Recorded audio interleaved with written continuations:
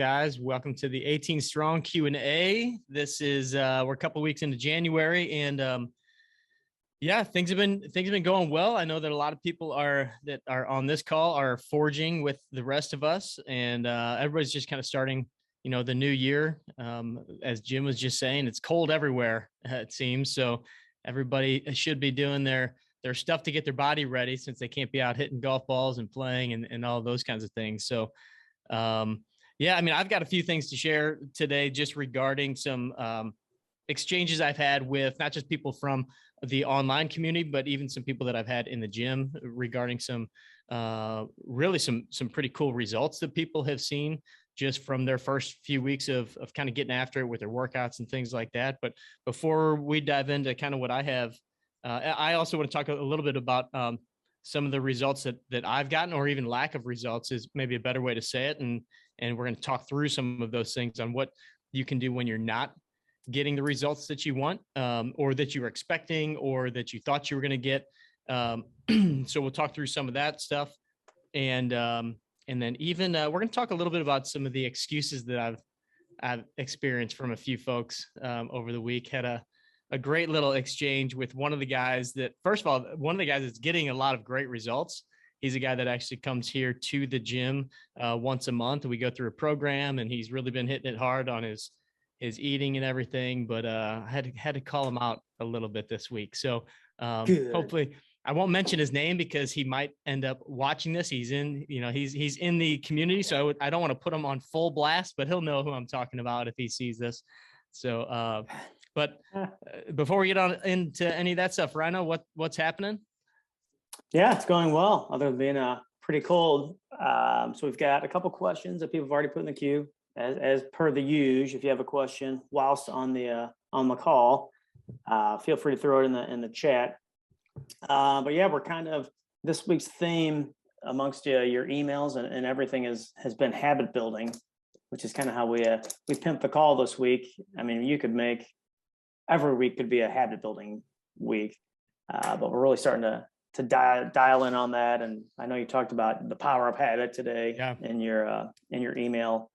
So yeah, that's I mean, you can start reading with the forges. I'm having some pretty good.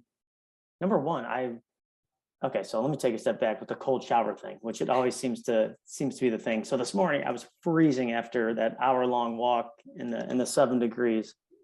So I got in the shower and I'm like, oh, but it wasn't because I was going to break the streak. It's because I know that it felt better. Because yesterday I kind of felt like I was like low energy in the morning, and I did the cold shower. I'm like, I feel like a totally different person now. Mm-hmm. So now I'm like addicted to it.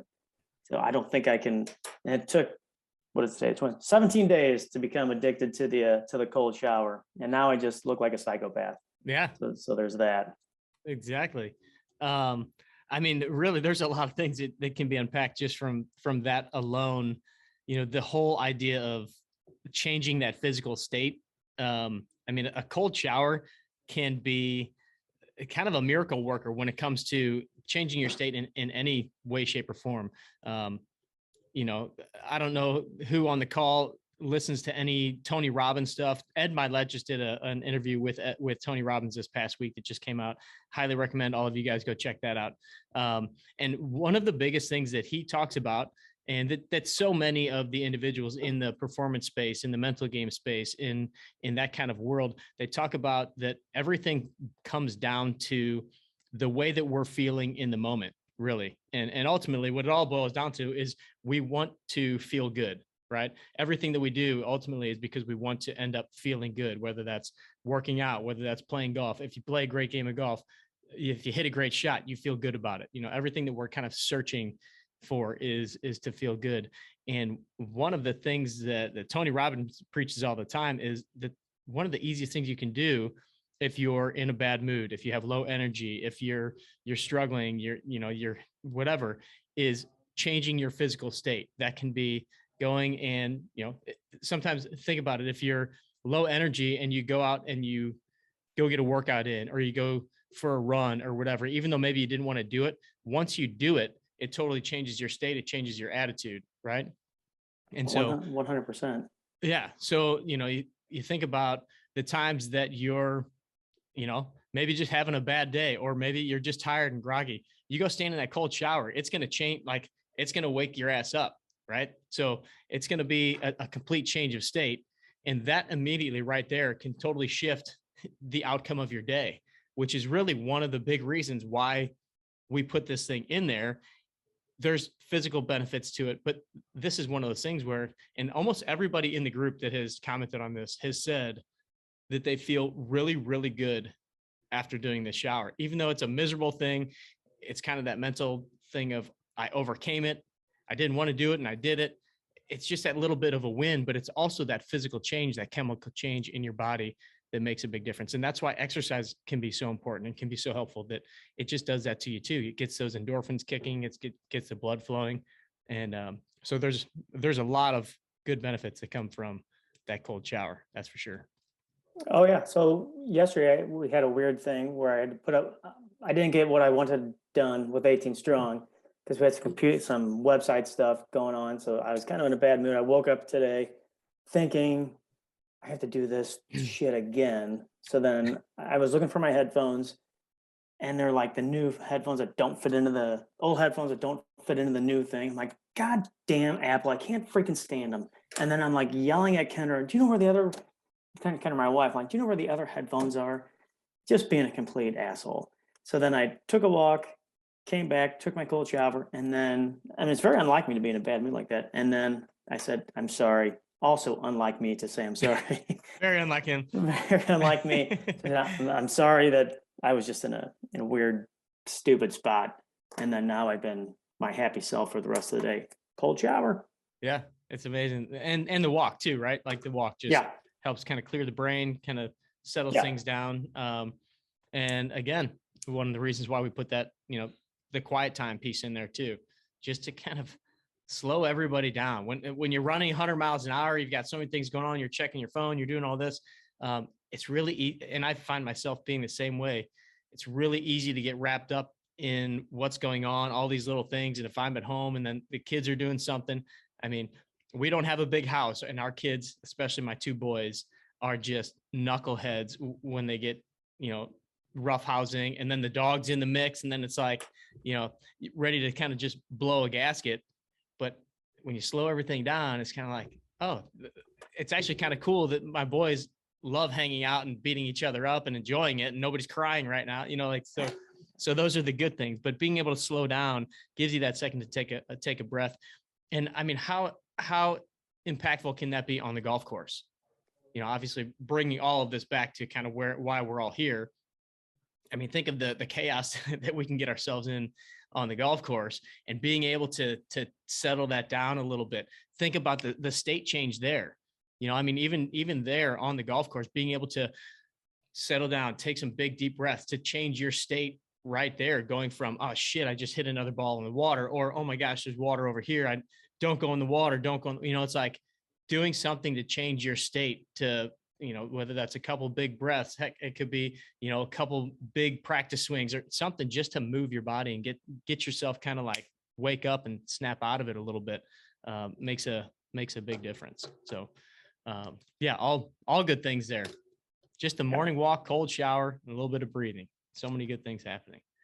All right. So I want to talk a little bit about just some of the cool things, almost kind of a few shout outs for people that are in the group, or people that I've heard from. A good buddy of mine, Chuck, who is in Kansas City, he started the Forge, and when we all did, Kansas City guy, if you don't know, but the Chiefs are in the playoffs. And so for him to continue with the Forge, being a diehard Chiefs fan, and going to tailgates and all this stuff, and still being able to stick to the program, he's down 12 pounds just over the past 2 weeks. And Chuck's a very athletic guy. And he said it was just one of those things where he's been dialed in, and has just seen some amazing results, changed the eating habits, has been more active. And so really cool to see. Our buddy Jason posted in the group last week that I think it was last week that, he's seen some changes with his body, of course, but swing speed has gone up. He started moving every day, doing the stuff every day, which Ryan and I know Jason very well. It's not in his DNA to be moving every day. No, it's not. He's a computer guy that's at a desk all the time, and loves his Busch Light, and loves to play golf, but doesn't quite like to exercise. And so he's seen some big changes there. And then another buddy of mine, client of mine, this is the guy that I was talking about before, has really dialed it in over the past 2.5 weeks or so. We started working together actually a little bit before New Year's. And again, just a guy who is really loves the game of golf. This past year became his club champion. Has never taken a golf lesson in his life, and just loves the game. Started playing a lot, practices a lot, and finally decided to get back into really dialing his body in. And so he's been doing an incredible job of just sticking to the program. But he's down a good, I think it was 10 to 12 pounds, 4 to 5% body fat, I think. Oh my gosh. Yeah, that's a lean person. No. He's down. Okay, he's down 4 to 5. Yeah, no. 4 to 5% body fat is like on the cover of a magazine without airbrushing. Yeah. But so anyway, he says to me, this week's going to be tough. I've got some traveling coming up, and it's my kid's birthday. And I said, oh, okay. What do you mean? He's like, well, kid's birthday party. My son's going to want me to eat some cake with him. And I'm like, really? Like, that's your excuse? You're going to tell me you're going to eat cake this weekend because I don't even know how old his son is. I forget. But because your kid wants you to eat some of his birthday cake. Yeah, I'm sure he really cares. If I called your house and asked your son, do you really think that would be a thing that he even thought about? So he kind of gave me this, shy little grin and red face, and realized that I was kind of calling him out on his BS. But then we had a really good conversation about the travel, because the travel can be very difficult, right? And I do recognize that, but it still is an excuse, because it's not like it's impossible to. I mean, let's face it. Well, first of all, when you're doing the forge, we don't tell you what to eat. We don't tell you your specific diet. We tell you to pick your own program, and then just stay committed to the commitment that you made with that diet. Right. So I said, well, just think about when you get into town, because he's going to be staying at a place that has a refrigerator, that has a microwave.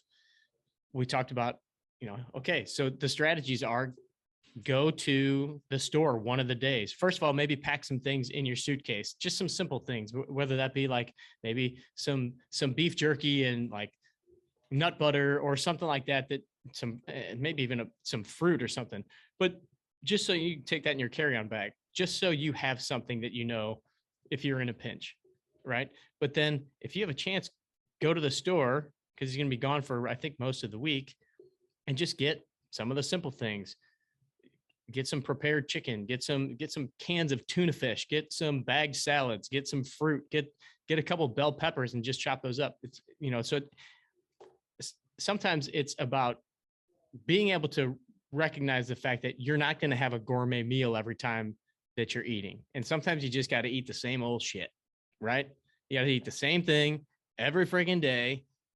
The people that have the most success are the ones that do the monotonous things the best. They do it over and over and over, and they just get used to it. They realize that this meal is not some special occasion. This is just, I'm eating, I'm getting fuel, I'm moving on with my day. And that's really what some of this stuff teaches you, is that it gets you away from those excuses, because you've committed to that. So any questions on that? I know that a lot of people have the traveling thing. So if anybody has any thoughts, questions, suggestions, or experiences that they've had there, would love to hear that.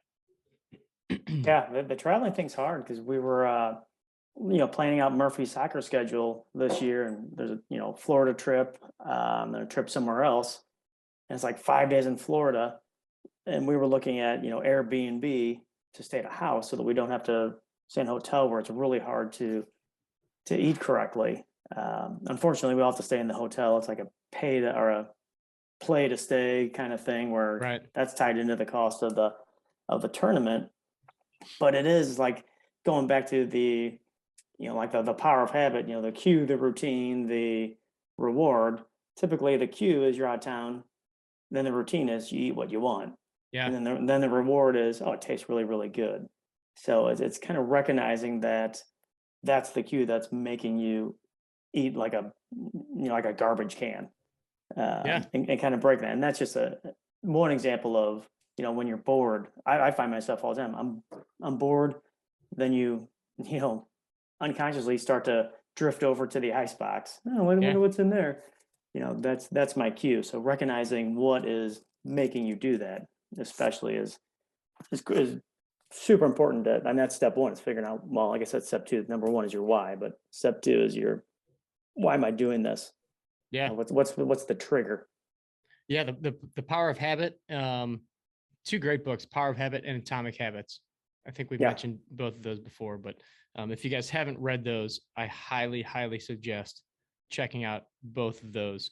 Um, yeah. So let's talk about, so we kind of went through, and I totally agree, Ryan. We have this idea that there's all these special occasions in our life that give us excuses to be able to do the things to get us kind of off of our routines, right? So we talk about, oh, there's an event at the club, or there's, I'm going to play golf with my buddies, or we're doing this. And it's like, after a while, you got to look at yourself and say, like, okay, I do a lot of cool things. Like, it can't be a special occasion every single time that I go play golf, or every single time I travel out of town. If you're traveling out of town with your son every single weekend, then that you need to find a routine that then works to stick with what your goals are. And so again, yeah, it's all about habits, and recognizing when you're starting to get out of that routine, or where you can slip from that routine, and then finding something that you can fill in there in order, find, if you're going out of town, okay, what are a couple restaurants that you know of that might be might be easier to find a decent meal, or that you're not going to be tempted to go get the blooming onion, the whatever, Applebee's, whatever that was. It's so good though. It is so good. But so let me kind of explain. I mentioned, my own personal experience over these last couple of weeks. So going into this, so I've kind of done a version of this over the last several years, right? Last year in particular really went pretty, very, very strict.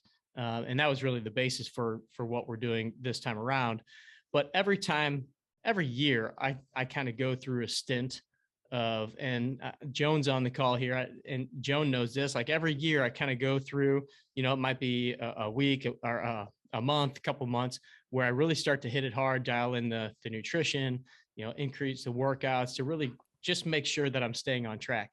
And so I have to admit that going into this period of the Forge at the beginning of the year, I was kind of thinking like, I'm going to see some dramatic changes in my body, simply because I'm going to be eating so much cleaner with not drinking and dialing in some of the other things, making sure I'm getting all my vegetables, making sure I'm getting my protein, staying away from pretty much almost all processed carbs, almost, any kind of starchy carbs, that kind of thing. And so the last 3 weeks, and I've actually got my little body fat scan here. We've got a pretty cool machine here at the gym called an InBody, and you stand on it, gives you your weight. You put your thumbs on the sensors, you put your bare feet on the sensors, and it gives you a very, very accurate lean body mass and body fat index. And so I was expecting to see the body fat, basically just kind of plummet. And that's really what I typically look at. I'm never really trying to lose weight. In fact, most of the time I'm trying to gain weight a little bit, because I just kind of have a naturally lean build. I'm very active. I'm on my feet almost all day long. And so I typically am right around the 165 range, almost all year round. I'll fluctuate somewhere down in the low 160s up to the high 160s, but that's about about my range. So I started at, when I did my first scan, was just about 14%, 13.9% body fat. And don't pay so much attention to the number as to, you know, the trend here. So then so it was 13.9. The second week it went down to 13.5. The next week it went down to 13.3.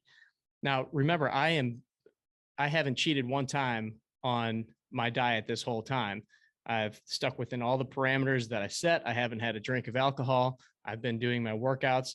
And so when I look at this, naturally, I'm kind of like, well, shit. What's going on? Why is this not going down the way that I kind of in my head anticipated? And then I took a step back and said, well, what's the focus? You know, what's the focus of all of, you know, my diet and my workouts and those kind of things? And I realized that I kind of have two competing commitments, is what I like to call them. On one hand, I want to increase my weight. I want to increase my mass. This also gives you your skeletal muscle mass. So it tells you three things. See if I can pull this up where you can see it. It gives you your body weight at the top. It gives you your skeletal muscle mass in the middle, and it gives you your percentage of body fat at the bottom. So weight at the top, skeletal muscle mass in the middle, percentage of body fat down low. So I don't really, like I said, when I'm working with clients, like my client earlier that I said was in here and he got some great results. He also noticed some things there, but we're not really looking at his weight. I'm not really looking at my weight. We're looking at, is your body fat changing and is your skeletal muscle mass changing? Ideally, you want the muscle mass to go up and you want the body fat to go down, right? Naturally.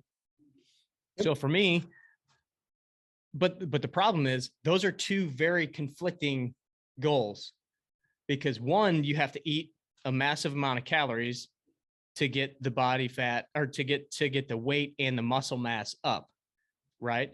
But then to get the body fat down, you typically need to eat less and burn more calories. Now, normally what happens for me is when I go into something like this, I start to eat a lot cleaner, and I start to eat a lot more of, just the raw foods, whole foods, so everything that I'm eating is a lot better. But the problem is I have been trying to add in the calories as well. So it's like, okay, I got to pick one and be okay with the other one not so much dipping, or I got to be okay with either my weight going down a little bit possibly, or my muscle mass not raising the way I want if I want the body fat to go down.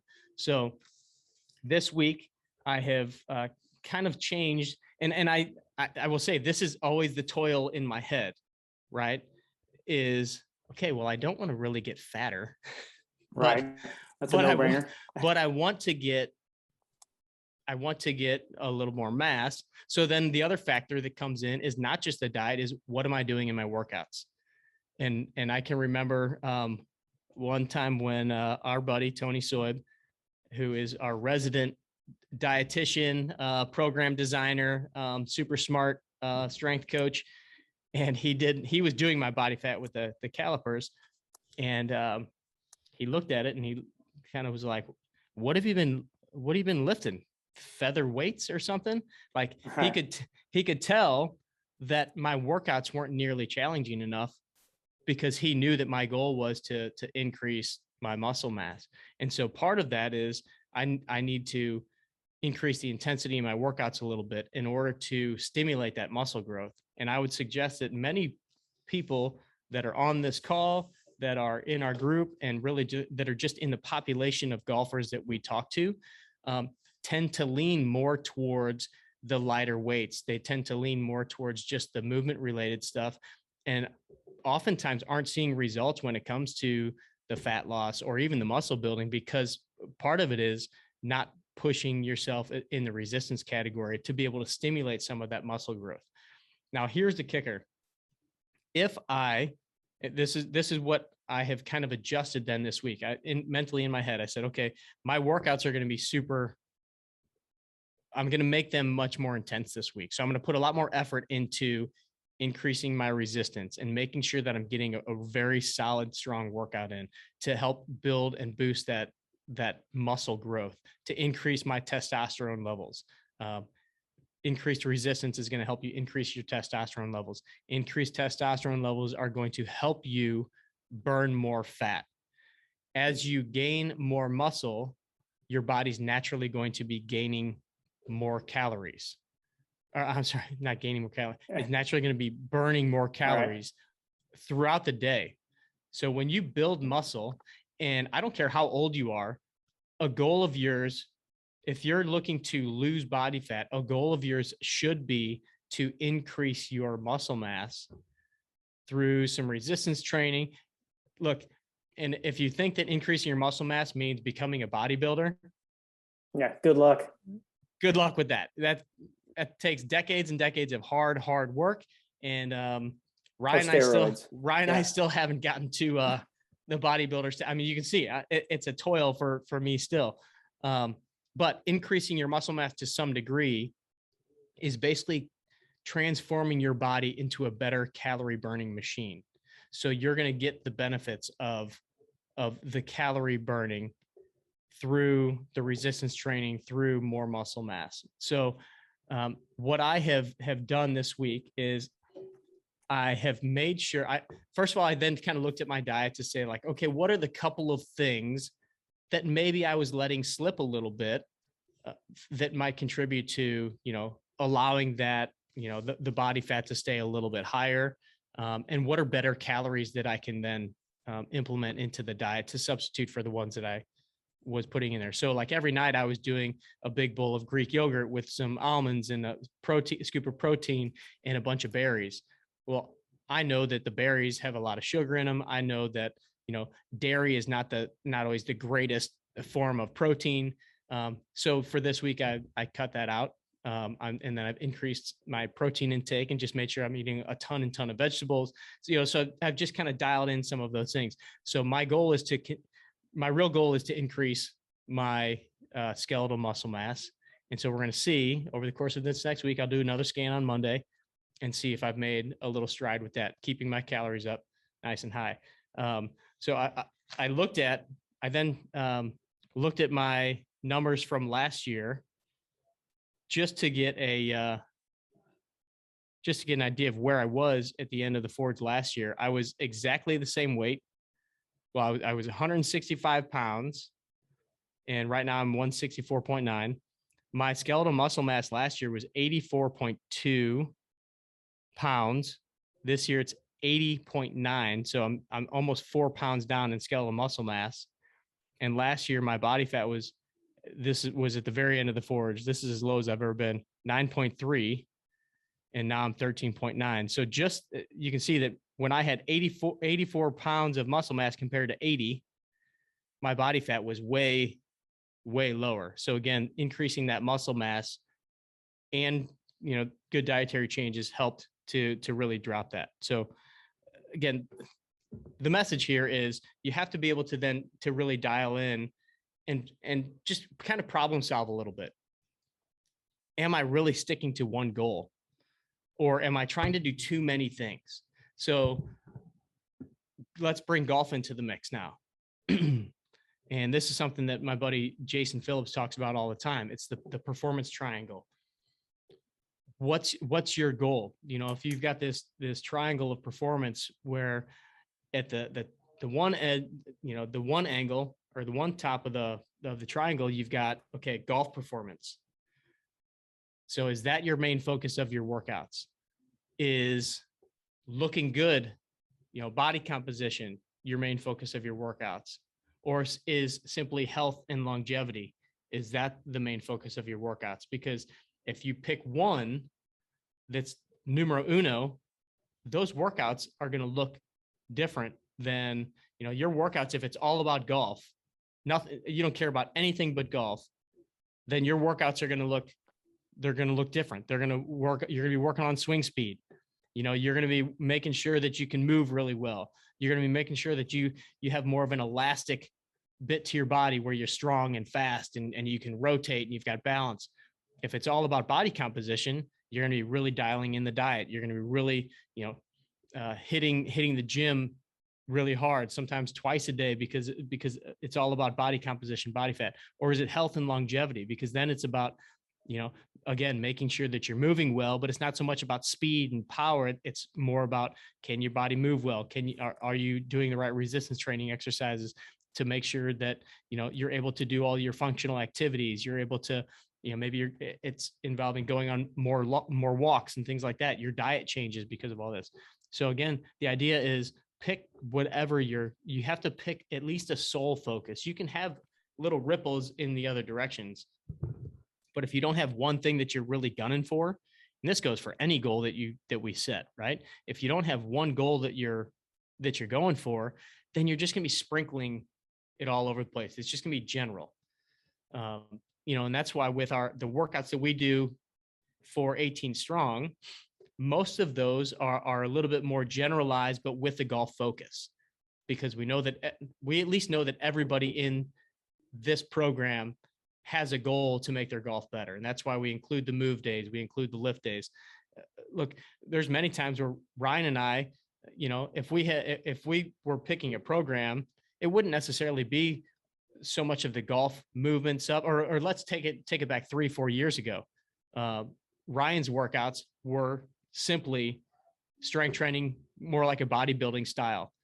Now he's been playing a lot more golf lately. He realizes the benefits of the movement pieces for the golf. And so like the daily motion has become a great habit for him. He's been doing a lot more of the move routines and things like that, and has realized, okay, this is now a little bit more of my focus than just looking jacked at the pool. Right. So now his focus has shifted and now has included more of that stuff, and then had to cut out a little bit of some of the other stuff that was making him stiff and tight and not allowing him to do what he wanted to do on the golf course. So I know that was a super long rant and description of my own personal stuff, but hopefully it kind of gives an idea of, just what to do when you're getting, because it can be frustrating, right? And that's what I wanted to get down to the bottom of. Like, I looked at that and I was like, shit, what's going on? And then had to kind of like think through it a little bit. And then like, oh, well, no wonder, dummy, because you're doing what you tell people not to do. You're trying to do too many things at one time.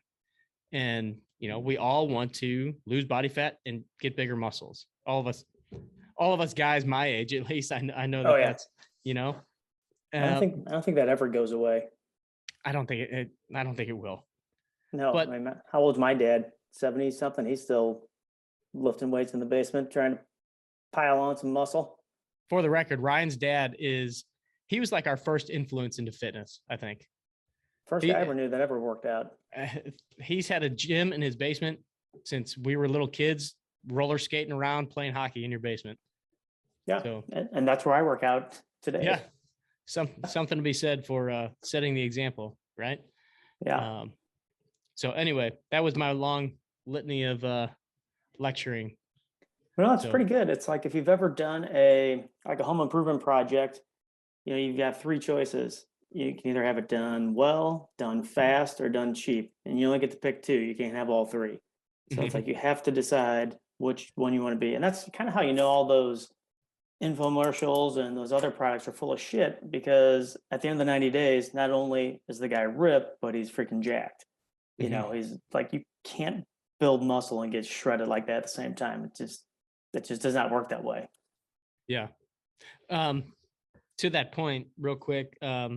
So the guy that I was talking about earlier, when he kind of had a moment of like, oh crap, when he was on the InBody scale too, because he noticed that his muscle mass had gone down just a little bit. And so I said, well, first of all, whoever sees their skeletal muscle mass, like, because we have this scan, is the only reason he knows anything about it. Right. And so I said, well, let's erase the skeletal muscle mass piece and look at your weight and look at your body fat. And both of them had gone straight down. And I was like, you'd be ecstatic right now if you didn't see that little dip in your muscle mass. And I said, what was your goal coming to see me? He said, I wanted to lose weight. And I said, yeah. And when we talked about that, we then talked about how you didn't really want to lose weight. You wanted to lose fat, right? And so we saw both of those go down. He's like, yeah, but my muscle mass has gone down too. I said, well, that's sometimes part of the game. And then we dug into a couple of his diet things and said, okay, here's what you need to change. And here's what we're doing in your program this time around. That's going to also change, your resistance levels and everything. But he goes, it's weird though, because I see myself looking stronger. And I said, that's because when you lean out, you actually start to see the definition of your muscles. So it's not that you're getting bigger, because again, he's a dude. He kind of wanted to be, he wants his muscle mass up. Of course. But he's starting to see the athletic body that's in there, right? Like he's starting to lose that top layer. And so I'm like, that's where, like, when you see a superhero that's ripped on screen, it's not necessarily that that's a big, huge jack dude. It's usually that they're super, super lean and you can just see all their muscles, right? Like, yeah, Brad Pitt's a perfect example. He's a little guy. Yeah. He looks huge all the time. I mean, when you see somebody that's super ripped, when you put a t-shirt on them, you're usually kind of like, that's kind of that guy's kind of thin, but then he takes a shirt, like Brad Pitt in the movie Fight Club is a perfect example. Yeah, it's kind of like the abs effect. Everybody is like doing crunches and all these other exercises that are pointless if you've got a beer belly on top of your abs. We all have them. You Right. just have to be lean enough to show them. I've got a client that calls it his cooler. A lot of people call it their keg. He's like, it's my cooler. It's very well insulated. There's a 6-pack in there, but I just keep it insulated. Pretty good. Nice. Pretty good. He's about a +1 handicap though, so I can't give him too much trouble. His goal is definitely not fat loss. His goal is golf improvement. To be better at golf. Or to stay good at golf. Yeah. That's pretty good. All right. What kind of questions we got, Randall? Also, Marina threw one in there that I just saw earlier. So there's a really good program that you can download regarding mindfulness with Carl Morris, of course, and Vin Harris. So Marina, what was that? I kind of forgot what we were talking about back then. Back then at 12, or wait, 212. Yeah. We were talking, Jeff was talking about just mindfulness on the course. And I did this program online on Zoom with the guys. We were about 25 people a year ago. Gary Nicol, Carl Morris and Vin Harris and other Mind Factor coaches. It was really cool. And we did mindfulness with sort of regards of golf, obviously. And there's now a program online which is sort of meant for golfers, and it's actually getting you in a situation. And what do you do with your mindfulness? How would that sort of promote your better performance? And then there are also sort of clips that you can go to. I listen to these clips every morning now for my meditation breathing part. Vin Harris has recorded for you. So that I strongly recommend it. It's a really good program for golfers and very practical. So that's what it was all about. Gotcha. Yeah, they obviously do lots of good stuff over there. Holy cow. Yeah. We have a reunion now at Archerfield in a couple of months with these guys. Probably going to be about 20 people, and we're going to do mindfulness, lost art of golf, and Mind Factor combined for 2 days with these chaps. It's going to be awesome. Oh my gosh, that's like a dream to hang out with those guys for 2 days and go through both of those things. Well, when you come back, you can run the call. Yeah. I wish. You got it. Awesome. Great. Okay, so I do have some questions. Oh, and then Jim said he's been using the 7 steps, the 18 strong 7 steps, and just implementing them one at a time. That's perfect, man. Awesome. That's Love how it, you that's so many people. It's just too much, too fast. That's how they ruin everything. I'm gonna stop eating carbs. I'm gonna run 5 miles a day. You can't change so much so quickly. All right, so let me break open these questions. Okay. So this one, I see Brandon's on here now. So this is kind of long. It's a more of a functional one. So I have a question on your form for the split lunges. On your split lunge, your knee goes forward a lot past the toes. My wife says that I could hurt my knee doing it that way and should more drop into the lunge instead of moving forward. Just wondering what the rationale is for proper form so you don't injure your knee. Also, how careful you need to be with your quads if they are tight so you don't pull a muscle. And then it says, sorry, I can't be on the call. No big deal. So yeah, so what is the kind of the proper, I guess, split squat or lunge walks, however you want to address Yeah. it? So there's you can vary the split squats several different ways, and each variation changes the exercise a little bit. I'm a big fan of the knees in front of the toes, which it's really funny, Ryan, because Kendra, Ryan's wife, is having some knee issues, and there's a guy, I haven't listened to this episode yet. There's a guy that I follow on Instagram, and he's called the knees over toes guy, which I love. That's a great name. But it's all about why, doing exercise where your knee goes in front of your toes is not the taboo exercise that it's been touted to be.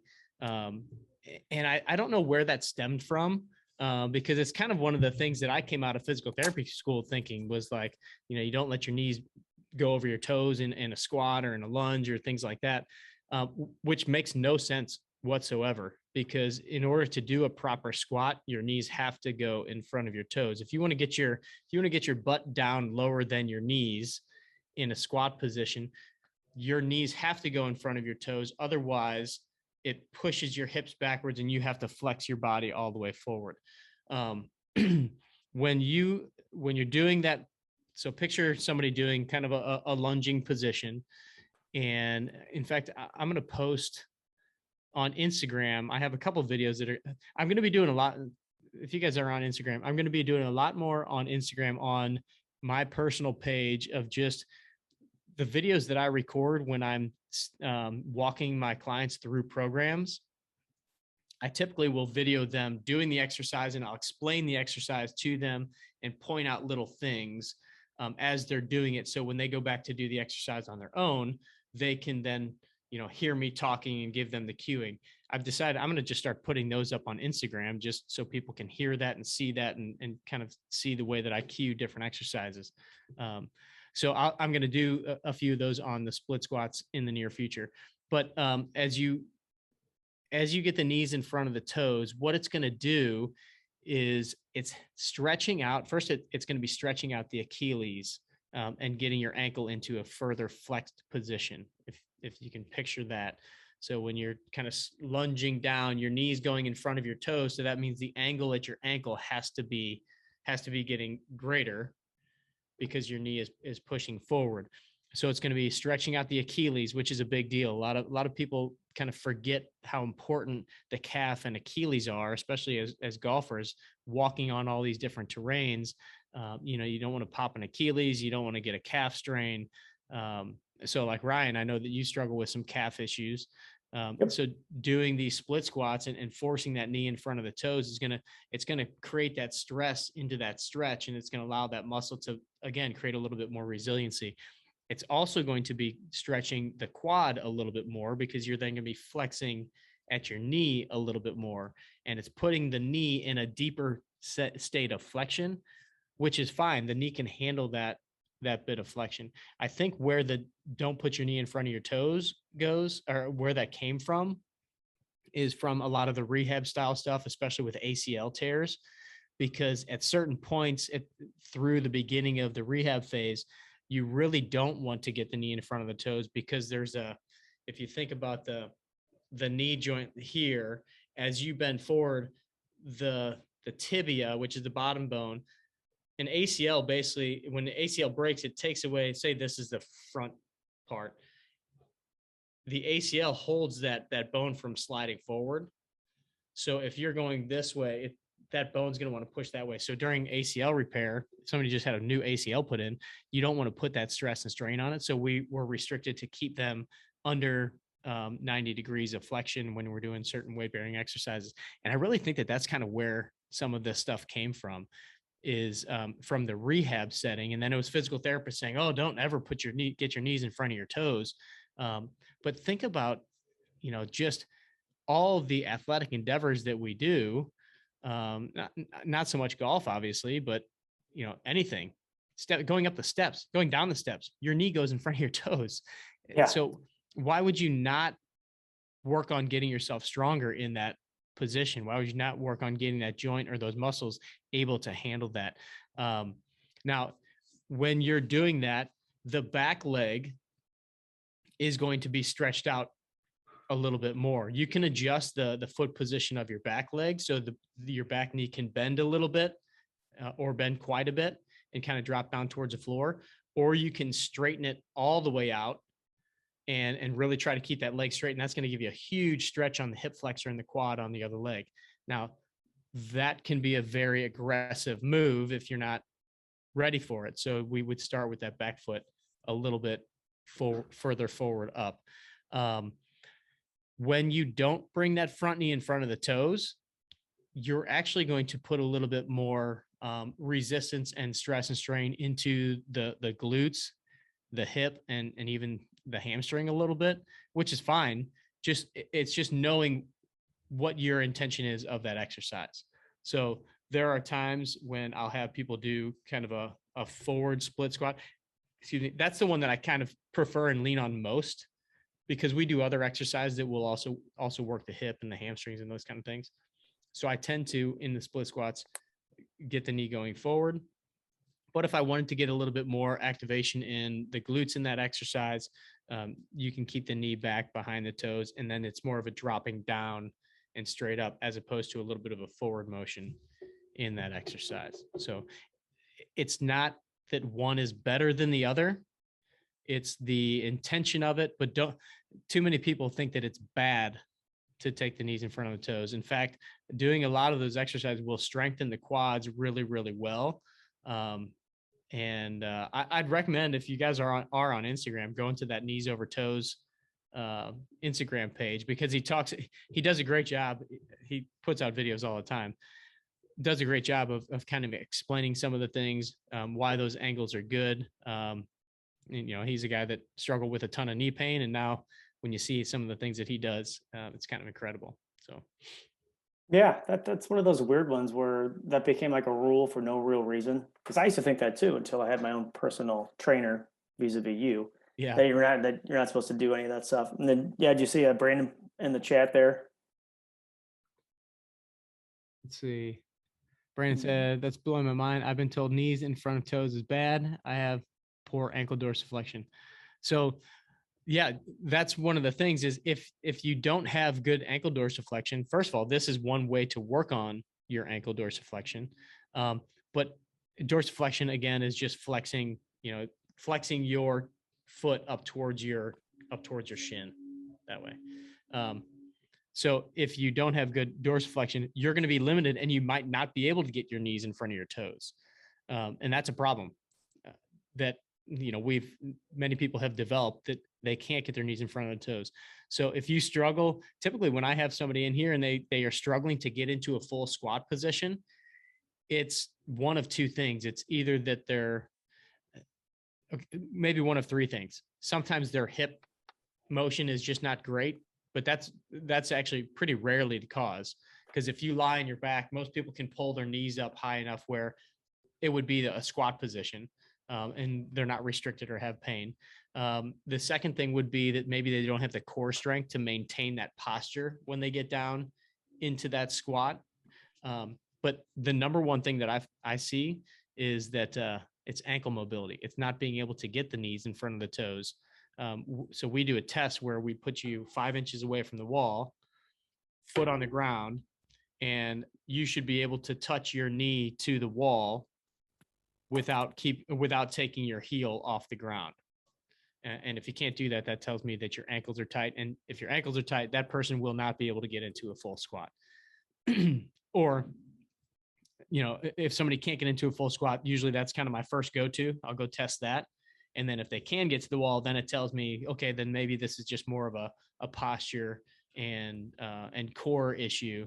And so we'll focus a little bit more on working on those things because we don't have to hit and target the ankles.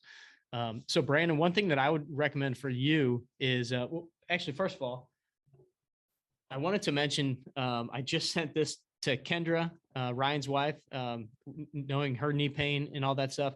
But if you guys haven't read there's an old version of this book, and this is the newest version of this book by Pete Egoscue. It's called Pain Free. We've had Brian Bradley on the podcast multiple times. He has run the Egoscue brand for a long time, the therapy side of it. And this whole book is meant to kind of empower you to take charge of any chronic pain that you have. We talked a little bit about this, I think, last week when we were talking about the test that I had my kids do with the weight over their head and holding the weight out in front.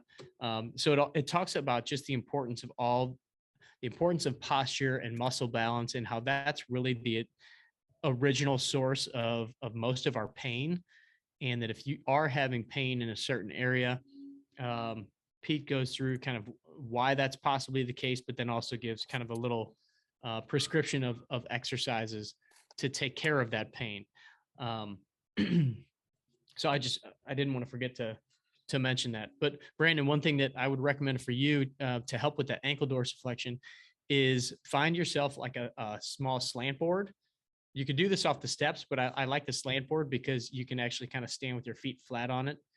Slant board is like one of those wooden ones that adjust if you have one of those at the gym, and stand on that at just a slight slant where you can feel a stretch, stand up nice and tall. So you're not like leaning back or pushing your hips back, and just stand on there for, like 2 minutes, and just feel that stretch through your calf and Achilles, and do that, once a day for the next couple of weeks. You'll see that in this book, that's a prescription for some of the other areas of our body too, to help kind of just promote better posture.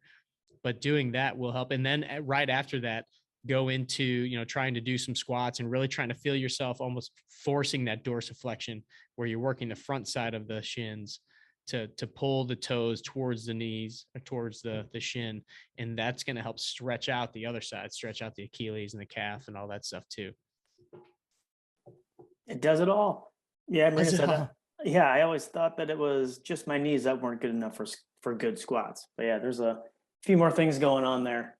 Yeah, Marina, we've talked about this before, that typically when whatever the painful thing is, so if it's your knees that are painful, you always want to look above the joint and below the joint. Kind of look at the joint up and down, because it's often that the knees are what's taking up the stress because something else isn't doing its job. And so the ankle, if the ankle's not moving well, or the hip's not moving well, it's forcing the knee to do something that it's not supposed to do, or it's forcing you into an angle that isn't productive or isn't, beneficial. So if the knee or if the ankles can't flex enough, then when you go into a squat, you're putting a ton of stress on possibly your kneecap, the quads, the quads right at the knee, probably putting some stress on your back because you're trying to hold a posture that's not natural. Because when you go into the squat, the knees are supposed to go forward, the butt's supposed to go down, the chest is supposed to be able to stay fairly upright.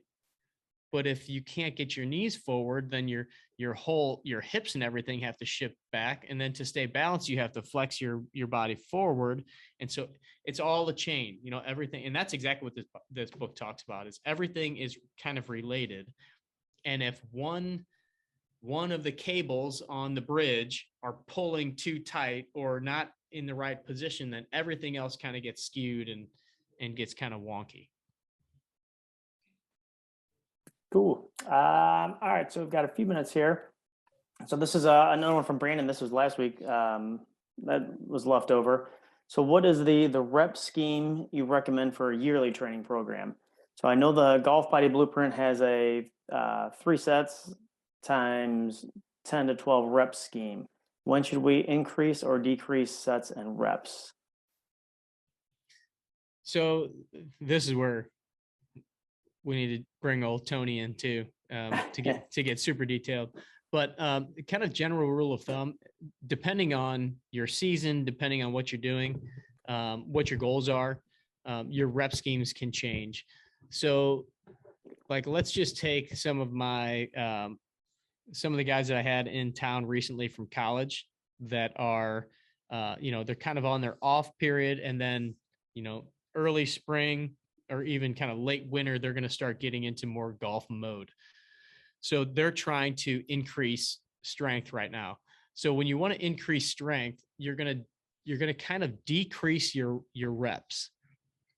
And so for when I'm working on somebody with increasing strength, let's just say a general program would be more around the 5 rep range.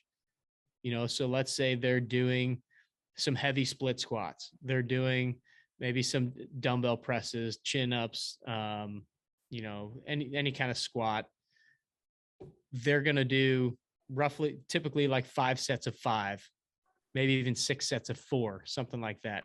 So that's not something that we would put in kind of the general golf body blueprint program, because it's going to those kind of weights and that would mean that they're going to try to do some pretty heavy resistance with those reps, right? So if they can get through those 4 to 5 reps, then we want to give them plenty of time to rest, but do that multiple times. So we're really working on building up their strength in those categories. As we get them a little closer to the golf season, then we're probably, for most of them, we can do a couple of different things. We can kind of back off on the resistance, and we can start to go into a little bit of a higher rep scheme, just because, we don't want them lifting as much weight. We don't want them to hurt themselves. We're then starting to get into the phase of where we want them to, be able to move quickly, be able to maintain their strength that they just gained. And we might do that 5 sets of 5 or 6 sets of 4. That might be a couple months of programming right there, kind of a block of programming in the off season where you're really trying to get strong. Then as we get closer to the season, for some golfers, I'll end up throwing in like some speed and power stuff. And that's going to be like typically towards the beginning of the workouts. It's going to be maybe some med ball slams. It's maybe going to be some plyometrics, like some jumping type activities.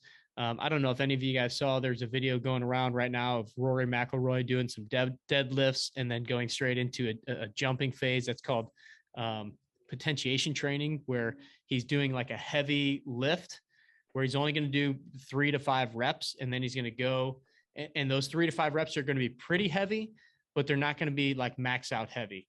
They're going to be, I think roughly, typically you're going to be between like 60 to 80% of your max weight on that. So he's doing a deadlift, and then immediately after that, he goes and he does a couple box jumps. And you'll notice, I think he only does maybe 3 box jumps. He doesn't do 20 box jumps. When you're working on speed and power, it's a couple repetitions, but at full speed, full power. So he's doing little strengthening and then going and doing this basically power plyometric type movement. So you would, kind of break that up into, again, not a ton of reps, working on some speed there. And then if I was doing like what Rory's doing, then the rest of the workout might be a little bit more of some higher rep, not higher rep, but higher than before, just to continue to work on strength. So maybe some 6 to 8 reps, 4 sets, that kind of thing. Then like during the season, depending on what your goals are, you're going to kind of, again, back down on the weight a little bit. Let's just say for these competitive golfers, everybody's going to be a little different because, everybody's responsibilities during the season, whether you're playing competitively or not, are going to change a little bit. So for somebody that's playing competitive golf, we would then probably go more to like the 6 to 10 rep range. Because again, you're not going to be really jamming on the big heavy weights. It's going to be a little bit more movement based. You're going to hit a lot of different angles. And so I would kind of break it up into primarily those phases of, strength training, then going into a little bit more speed and power kind of stuff. And then really during the season is a little bit more kind of the maintenance phase, for that performance style of golfer, which for those of you that don't know, Brandon plays some pretty high level golf. So I know he's playing a lot of competitive events and things like that. So during the season, I would focus a little bit more on trying to maintain what you did during the off season, as far as, getting a few good solid strength training workouts in, maybe 3 total body workouts. That'd be a little bit more like what we do in the Golf Body Blueprint, would be kind of an in season or, kind of most of the year training program, because you're going to be moving. You're not going to be lifting a ton of weight, but you're still challenging yourself with the resistance and with the repetitions, but you still have a focus on moving very well as a golfer. Hopefully that helps. Yeah, help me. Yeah, that's great. Thank you. I'd just be curious, you look at a guy like Phil Mickelson, who's his trainer and what does he have going on, just because of his longevity and no injuries, and he's got amazing calves. Just ask him. Yeah. Yeah. The calves are a genetic thing. Look at his brother, Tim. We've all met somebody like that. My father-in-law is like that. He's never done a calf raise in his life, and his calves are the size of my head. But I would venture to say that Phil works a lot on a lot of the movement stuff. Not a lot of heavy weights. He's obviously done a lot of the speed training. I think primarily for the speed training, he's done, more like the super speed stuff, and probably does some med ball throws and things like that. I doubt that he's doing any Olympic lifting or any of those type of movements, but I know that he works with Dave Phillips, and I'm trying to remember his fitness guy's name, Sean Cochran, I believe. But I guarantee he's working on a lot of, he's doing some resistance training, but, not really trying to go heavy with the weights, a lot of movement and mobility stuff, just to make sure that everything's moving well, the hips, the trunk, the shoulders, all of those things. And then obviously he's put a lot of time into, his diet and what he's been doing the last 1.5 to 2 years in those regards, because he's obviously leaned out quite a bit too. Yeah. It's very impressive what Phil's done. So yeah, he's going to tear those boys up on the Champions Tour. He already has, but if he's out there full time, they're in for a bit of a surprise. Yeah, he's gonna be driving most of the par 4s out there. He's sitting at, just as long as anybody. It was impressive watching, the PGA Championship. You're like, it's incredible. Yeah. So, all right. One thing I saw that yesterday, scrolling through Instagram, I think it was on TPI's page, just to give you guys a glimpse of what's coming in golf. We think that guys are hitting it far now. There was a guy that they said, I think he's teamed it up this week. He's 6'10", and he averages 373 yards off the tee. Oh, and ball speeds of over 210 miles an hour consistently. So those are like the swing robot stats. It's crazy. 7 feet tall. We talk about, what's coming in the future of golf. There's athletes, there's some serious athletes that are going to be coming up through the ranks now. Just even looking at some of the kids that we had in here the last couple of weeks that are, they're taking this stuff way more seriously. The body piece, what their coaches are looking for. To have a 19-year-old kid come in during Christmas break, get a gym membership, and he was in here 4 days a week, every single week. Cranking it. These kids are dedicated, and there's going to be some big bombers coming up. I think we're going to start to see the trend like we've seen in other sports. Now guys in baseball used to be skinny little twigs, and now they're beasts. I think we're going to start to see that coming out on the PGA Tour, more like the Bryson DeChambeaus and the Brooks Koepkas. They're going to make those guys look small. All right. So with the PGA steroid eras vastly coming towards us. Who knows? Cool. So yeah, just one quick thing. Jim, he was giving us some examples of what he's changed with his food. Now he's eating an apple instead of ice cream. He's eating salmon and salad versus a St. Louis Hill Italian meal. So if you're listening over here, the Hill is basically St. Louis's Little Italy, and every restaurant there is pretty darn legit Yeah. and pretty calorie intense. That's a good point to leave with here, Jim. Speaking of, habit week and everything is switching it up, recognizing what your bad habits are and finding something to replace it rather than just trying to cut something out. Find a way that when, like Ryan said, when that cue hits, then what's the action that you can replace? I think somebody said, like, for smoking, it was anytime they wanted a cigarette, they'd like do 10 push-ups, like something like that, where it's just like a trigger and then you flip it. And so, like, anytime you want a bowl of ice cream, all right, another apple. Yeah, Eventually you'll get sick of apples. I think the cold shower will be on my number 7 item. I'm telling you, get on board. Yeah. It works. Yep. All right, guys. I know, sorry we went over a little bit, but hopefully you guys got something out of this. Appreciate you guys being here. Bye, Bye, adios. guys. Bye, Joni. And I could see you the whole time.